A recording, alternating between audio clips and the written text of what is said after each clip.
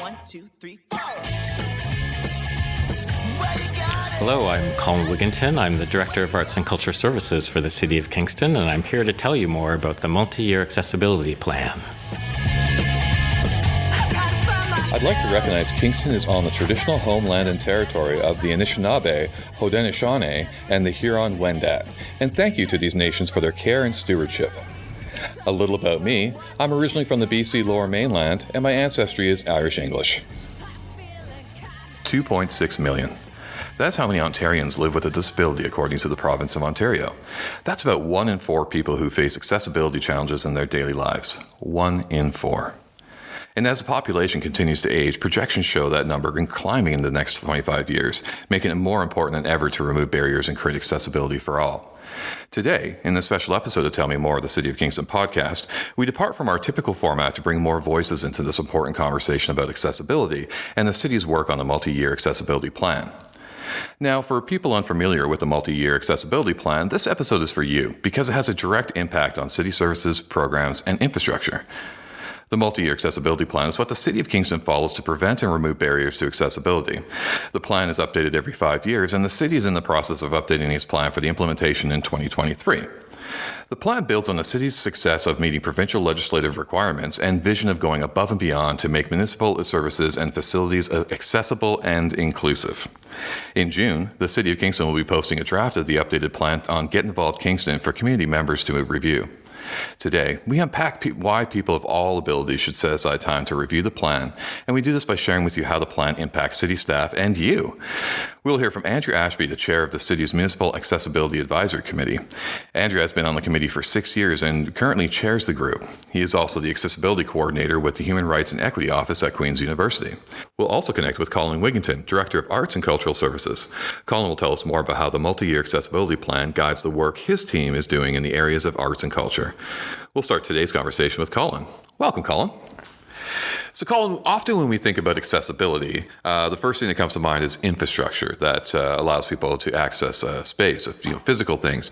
Tell us more about what accessibility looks like in arts and culture. Yeah, well, obviously we're concerned about the physical environment and infrastructure, and occasionally we get to do great projects like the 2008 renovation of the Grand Theatre or the 2015 renovation of the Tet Centre for Creativity and Learning. So in those contexts, the physical or built environment is of utmost importance to make sure that the building is accessible to as many people as possible. But for arts and culture, we're really concerned about people. And by people, I mean both audiences or visitors to facilities, but also the artists and creative people that we work with. So, it's very much around offering services, programs, opportunities that are as accessible to people in as immediate a way as possible. So for something like the Grand Theatre, we have to think about even just how people are navigating their way to the building. And so we make sure that we have lots of information available to people online or through staff about even just how to get to the facility and navigate that sort of what we call front of house experience to even get to your seat in the theatre. And so, there's all kinds of things that we do to make that experience as smooth as possible. But then we also, once people are in the theatre, we're also thinking more and more about, well, how do we make particularly experiences at the Grand Theatre accessible to people? So for many years now, we've had assistive listening devices. That's a bit of a mouthful. It is. Which allows people to benefit from amplified sound directly through headsets that we can provide through a broadcast system internal to the facility. And we're seeing changes in that because of technology. So now people actually can have that signal directly delivered to their hearing aids, for example. So, how can we make that kind of thing accessible? But that's sort of like the front line. And in more recent years, we've been experimenting more with things like ASL interpretation at events. It's a bit tough for us at the Grand Theatre because we tend to do one-off shows. Okay. Those kinds of experiences are best suited to a show or performance that's a bit of a longer run that you can prepare for. But we have had some opportunities when requests have come from the public to integrate ASL into a performance. And in that case, we have to work with the persons producing the show. Are they willing to participate? Can they provide us the script? Can we hire ASL interpreters? They then have to familiarize themselves with the scripts. And then we also have to figure out where can we position them in relation to the performance. And then where can we position the audience members in relation to the ASL interpreters so they can experience both the show and the interpretation. So it's been a bit of a learning curve, but we've had some success with that before the pandemic, and that's something that I hope that we can get back to. But we're also seeing changes in the performing arts, and hopefully we can get into this a little bit more about how the introduction of mixed abilities into the performing arts is actually leading to other ways of making experiences more accessible to people. That's amazing, and the amount of detail that you mentioned, and even going back to your comment about how people get to their seat. Yeah. Obviously there's a lot of, if you buy your ticket online, there's accessibility requirements that have to be online, and those forms have to be this, and trying to make those steps accessibility to folks, even before they might even step into the theater at any stage and form. And then to provide accessibility, for your example with the hearing impairment, they have to keep up on that technology. Yes. So it's not just offering the same thing that's, might work, but it might not be in tune with what's the current technology is. That's a lot to keep to think up about on. just to help someone get to their seat, as it were, if they even use a seat, or maybe they're in a mobile device, and we can accommodate that too. But it's making the experience as smooth as possible for people from that first point of contact. Based on that, have you seen the conversation around arts, culture, and accessibility change over the years? Well, definitely. One thing I wanted to highlight, if I can, is the increasing amount of work that we're doing with artists and creatives. So, not only do we serve Kingston residents through the kinds of programs we offer, but the Arts and Culture Services Department also functions as what we call a community cultural development agency. So we're very much investing in artists and arts organizations, and there's accessibility considerations on that side of the equation too. So we've seen in more recent years, a desire to integrate what sometimes are referred to as mixed ability artists, or it depends who you're talking to. The language is always evolving as, deaf, disabled, mad artists, and creating space for them to be equally able to produce and present work. And so we had a show a couple of years ago, which was amazing. It was one that we brought in from a company in Toronto called Hurry Theatre, and they've been really experimenting with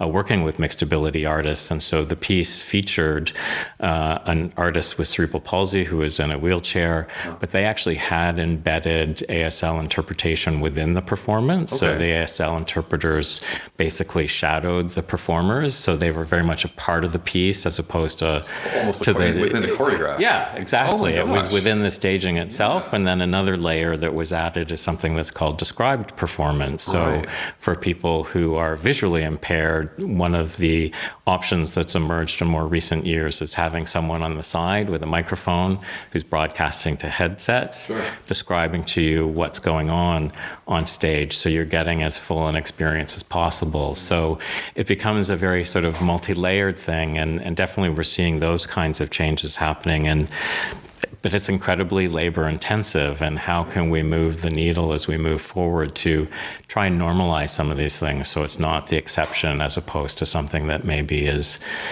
one can anticipate more as part of the experience. Exactly. And it's such an important thing to have people access these experiences. And it would mesmerize me to see in the purely artistic way that accessibility can be woven into choreography or the staging of something too. So it's actually visually a part of the actual experience itself. And that was something we saw happen just this past fall. We've started a local arts residency program at the Grand Theatre. Again, it was something born out of the pandemic, but trying to create space within our resources for artists to create new work. And one of the people who participated is Erin Ball, who might be familiar to some Kingston residents for Kingston Circus Arts. And of course, she's an aerial artist who lost her lower limbs, and her creative residency was about how can I integrate described performance into the performance itself. So she was working with her aerial apparatus, but she also had a singer-songwriter and was working with a specialist, and they were creating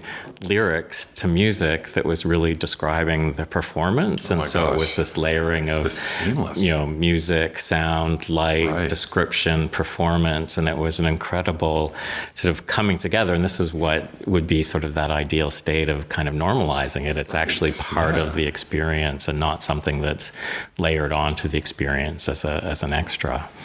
I could talk about the artistic side of things, and I think you and I could both could sit here and talk about that. But unfortunately, the powers that be need us to talk about a few other things as well. But something that really drove us to dig into this topic is the updating of the city's multi-year accessibility plan.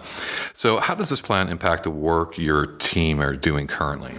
Yeah, so we've tried really hard over the years to obviously deal with the built environment and then around programming to make things accessible in different ways. But it's really shifting to us into more of a strategic exploration or commitment to work now, where we're making sure that as we're pursuing new initiatives, that broader equity, diversity, inclusion considerations are front of mind along with accessibility, because they're all sort of linked. And so, for example, right now we're doing a couple of major projects. One is a review of the City of Kingston Arts Fund, which has been around since 2007. And we're seeing the evolution of government-led funding programs in terms of making them accessible to artists and creatives. And so how can people who don't have English as a first language, or who are neurodiverse, or perhaps come from an oral tradition like our Indigenous peoples, how can they participate in a granting program when they may not be able to fill in complicated bureaucratic forms? Sure, yeah, absolutely. Can people make oral submissions, or can they have assistance in terms of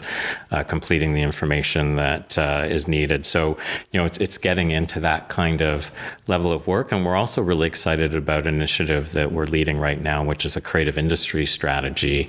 And equity, diversity, inclusion is very much a part of that, because we want to make sure that as the City of Kingston and its partners are working to develop the film sector in Kingston, or music or theater, which are our primary focuses right now, is there accessibility in terms of gender balance? Is there as many women as there are men? And then, in terms of other artists, can people who are English as a second language, neurodiverse, deaf, disabled, mixed abilities, 2S LGBTQ, how are people being supported so that there's equal opportunity? And, it's that move from, actually, I should correct myself, it's not, about equal, it's about equity, making sure that if someone needs additional support, that's there and something they can expect from the support that governments like municipalities provide, so that they're not experiencing the kind of barriers that they might have historically. How cool would it be to any accentuation of the music scene here in Kingston and the creative scene in Kingston, and to make it more diverse and more exciting and more vivid? Man, that's an exciting proposition. Yes. And to hear that some of that's coming from the tops and some of the top levels of government as well too is really kind of exciting. That this is being considered at that level. So obviously we've really kind of answered the question that we need to take this conversation beyond infrastructure. This is not talking about ramps exclusively and things like that. To address other types of barriers. So through this conversation, we've talked about, we could talk about every area that you touched, and there's accessibility overlap, with accessibility and EDI and creative and all this type of things. But if you could leave our listeners with one resounding thought, what would that be? Yeah, I hope that, and it's a challenge because of, sort of the resources that are required, but that we can move from a conversation about the removal of barriers to just sort of the normalization of these kinds of practices. And, it's even about constantly being vigilant about the language that you're using. And I've kind of touched upon that a bit, that it shouldn't feel like a duty or a legislated requirement. It should just be the right thing to do, and that we're looking at the range of potential audience members or participants and what their needs are.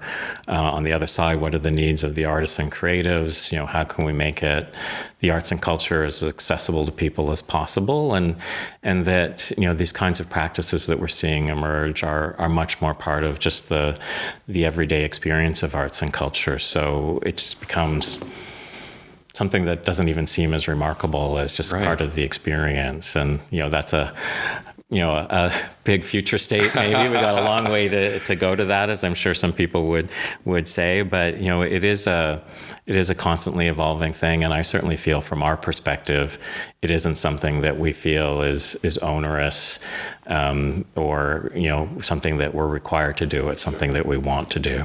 And I think the most exciting phrase I think I heard was that it shouldn't be a big deal. Earlier on when we were talking, it shouldn't be a big deal. People should expect it. It should be part of the experience. Like, that you're going to find your seat will be numbered, and some of these kind of cultural expectations that we have for experiencing arts and culture will be there. They'll be baked in. And that's the notion of universal design or other 100%, ways that you approach it. I know, in past years we've worked with an organization here at the city called 880. And you're designing for everyone between the age of 8 and 80 because you're accommodating the variety of needs that might emerge. So, I think we are moving towards more of that notion of universal design. And, of course, in Kingston, we have some serious limitations with facilities like the Grand Theatre, which was built in the 19th century. Indeed. So there's only so much we can do. So, I hope that people listening to this podcast will take away that there's definitely a desire, if not always the ability to solve every kind of situation, but it is something we're very much committed to. And it says one last resounding thought, but I'm actually going to ask for a little consultation here as well too. We're talking about doing. What can our listeners do if you're local in Kingston and you're experiencing arts and culture in the community?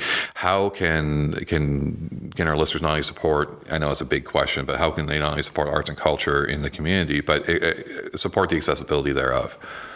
Yeah, I think we don't know what we don't know. So if there's gaps in what we're doing, it's the feedback, it's the engagement, it's letting people know that, they can make requests, and we try and put that information out. That if you have issues or concerns, please contact staff, whether it's trying to go to the Grand Theatre or some other facility like one of the city-owned museums. We want to make those experiences accessible to people, but, we need information.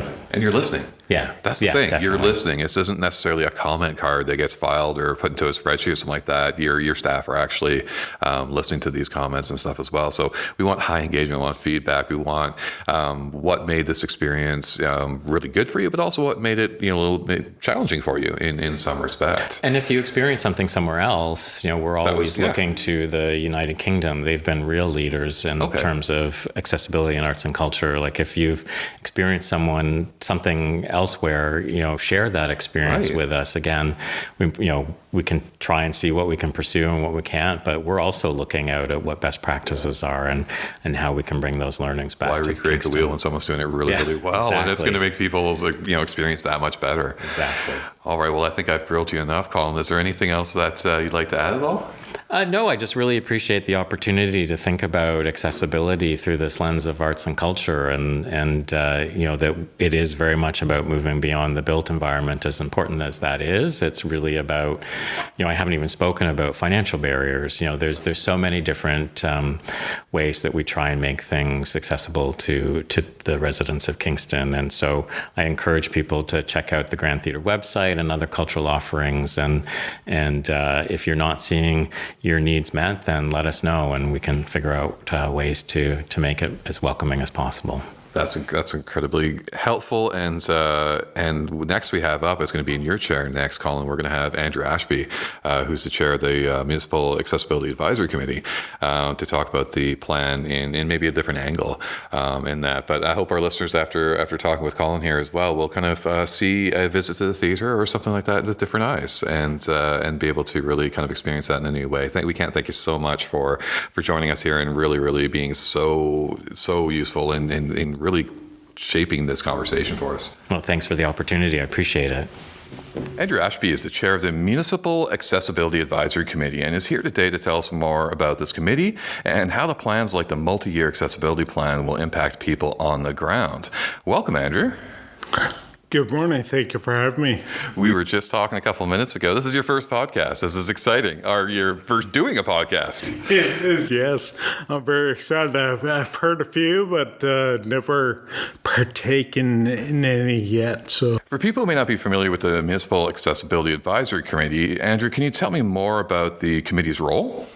Yes, I'll use the acronym MAC because it's easier to say. Yeah, for sure. Thank you for that, by the way, because municipal, I work for the municipal government, but it's honestly a word I stumbled upon. Yeah. MAC works for me. Yeah, that's right. So MAC is a legislative requirement of the AODA, which is another acronym for the Accessibility for Ontarians with Disabilities Act. Yeah. So one of the requirements are that municipalities with a population of 10,000 or more have to have a MAC.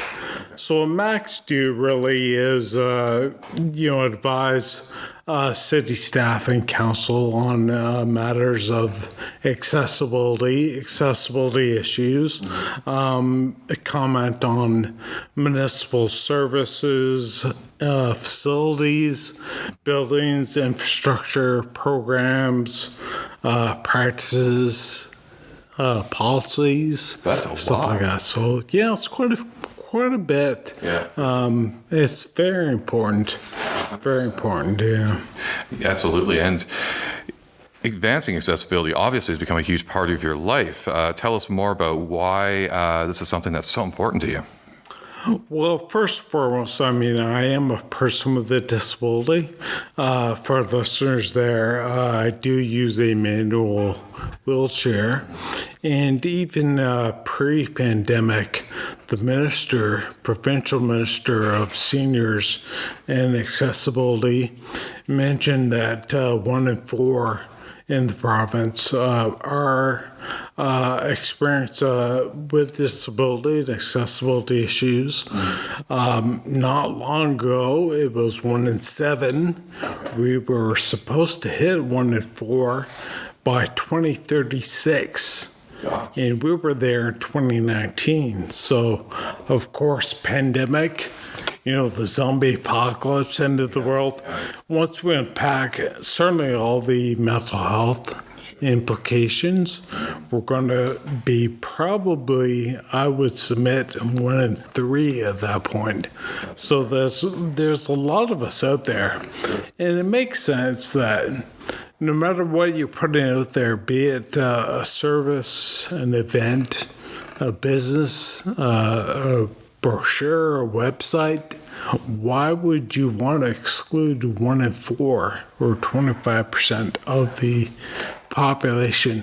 Doesn't make sense. Doesn't make sense. Right. And of course, like it or not, as we age, part of that process, if you did have a disability, you will acquire disabilities, either vision, hearing, mobility, etc. So, all those factors are part of the reasons that I believe in it. And I fully subscribe to you should get involved.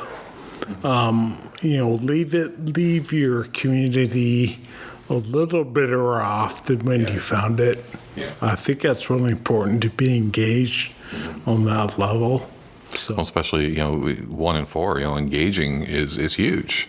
Yeah. You're engaging with a really big part of the population, which brings us to the multi-year accessibility plan. Now, why is that particular plan so important?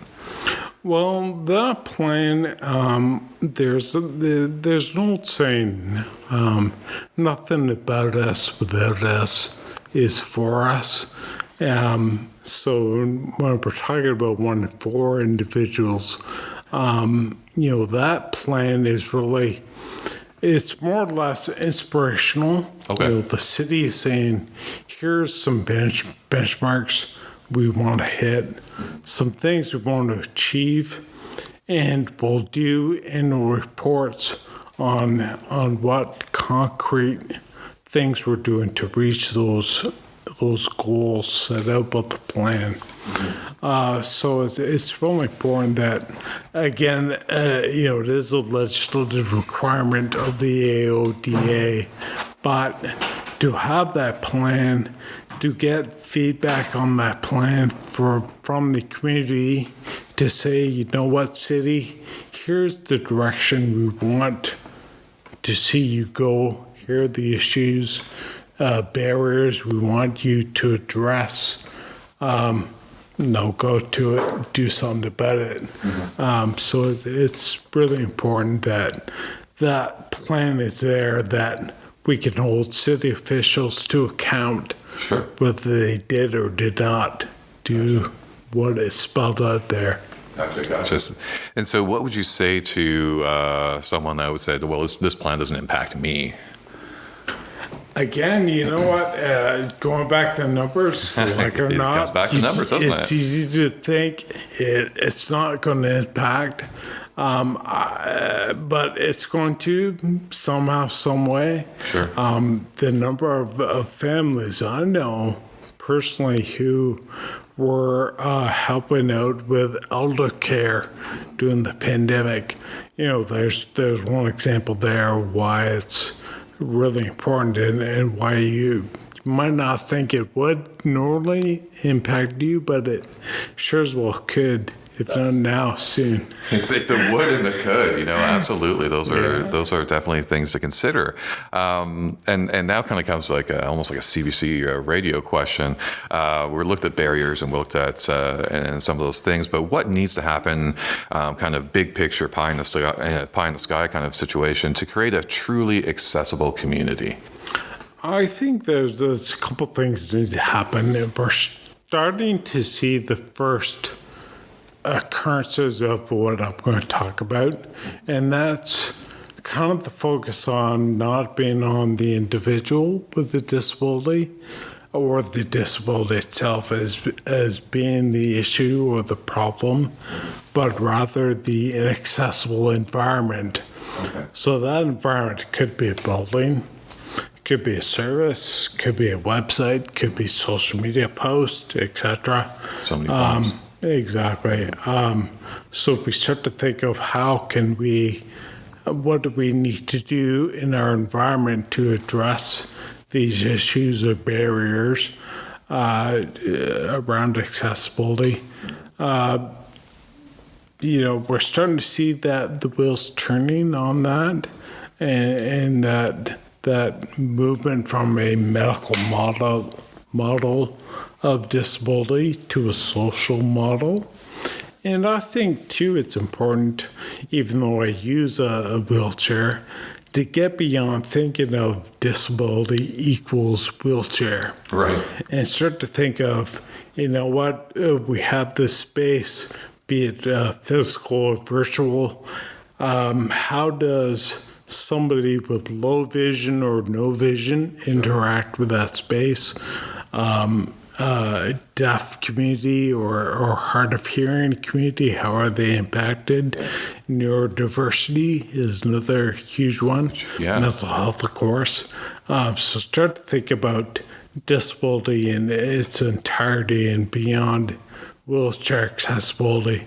I think we'll go a long way to addressing the real barriers and being honest and fulfilling that way and thinking about our community as a whole. Right.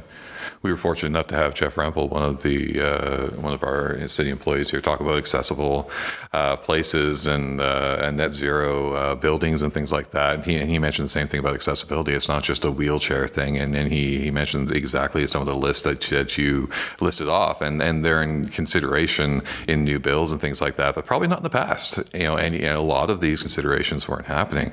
And speaking of overlap, and wanted to see if you had an opinion. Do you see any overlap between the accessibility work that's being done and the work that the city's doing on our equity, diversity, and inclusion? Yeah, there's quite a bit. I think as a whole, to me, accessibility should be the foundation of EDI work or efforts. If you don't have accessibility, to me, accessibility is access, and that's not specific to persons with disabilities. That's for everyone, I think. So if you don't have accessibility, how can you have equity? How can you have diversity or inclusion, right? One follows the other. So exactly. So I think it's really the foundation, and I do see out there, not in this with the city's efforts per se, but out there in society, you're seeing EDI efforts pop up everywhere. It's become quite a buzzword, and unfortunately, accessibility's been left completely out of it. Gotcha. Focusing on one or two aspects of EDI, which is fair. We haven't done that properly or holistically enough. So it's very important to do that, but you have to be honest and address EDI in its entirety and move that bar forward. And I do think accessibility is critical to those efforts. That's an excellent answer. My gosh, is there anything at all you'd like to add? Any passing thoughts for our listeners? And by the by, while you think of that too, and this is not necessarily a big breakthrough in access, but you're our first non-city employee on the podcast. We've never had someone that hasn't been a city employee on the podcast. So congratulations, Andrew. You're breaking barriers in the podcast at least, and so we couldn't say no when we heard you were available and willing to do the podcast and give your opinion and insights on this very important subject. How could we say no? And to state everything so well and so concisely is truly, you can tell why you're an advocate, and we're so lucky to have you as an advocate. So after saying all that, do you have any passing thoughts for our listeners at all? I would say, the window for feedback on the multi-year plan is opening soon. It's very important that persons with disabilities, as I said before earlier, that nothing about us is for us.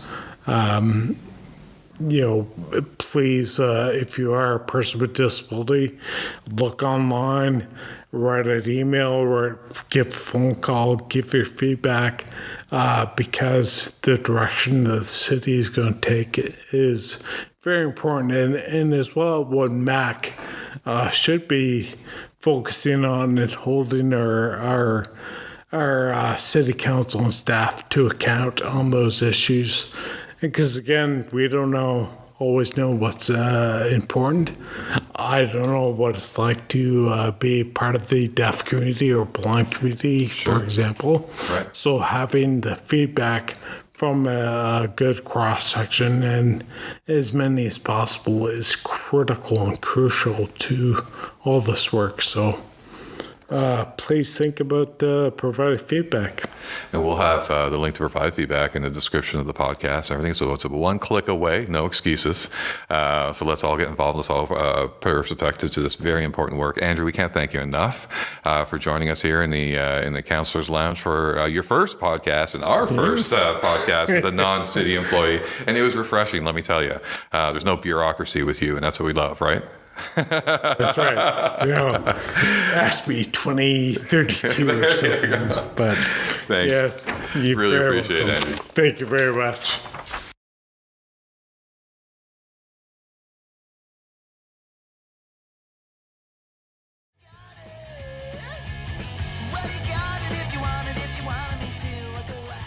Remember to subscribe and rate us wherever you get your podcasts. If you have a topic for a future episode, tell us more. Tweet at City of Kingston #tellmemore, or send us an email at tellmemore@cityofkingston.ca. For more on this episode, visit cityofkingston.ca/podcasts.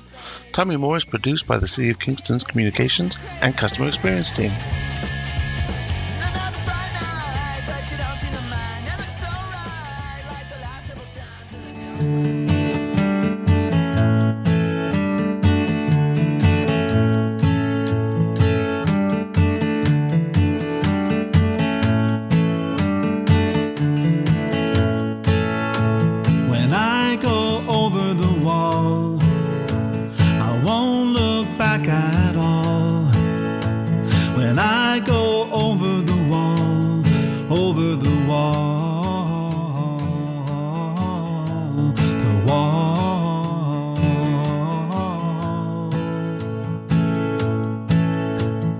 live in a one-horse town.